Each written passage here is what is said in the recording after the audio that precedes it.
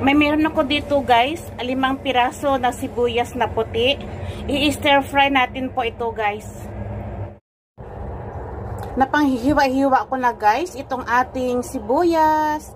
Kaya tara na, igigisa na po natin. Maglagay na tayo guys ng mantika o kaya olive oil.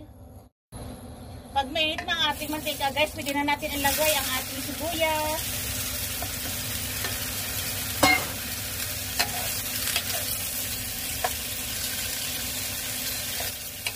Ayan, i-adjust po natin guys ang ating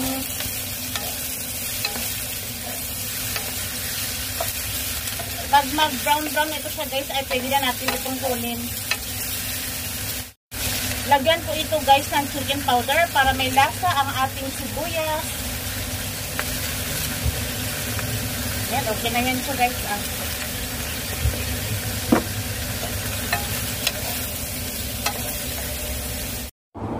Ito na guys ang resulta ng ating pagluluto ng white sibuyas. Ayan. Maluto na siya guys. Ayan, kaya ito na ang kanyang resulta. Thank you for watching guys. See you. God bless. Bye.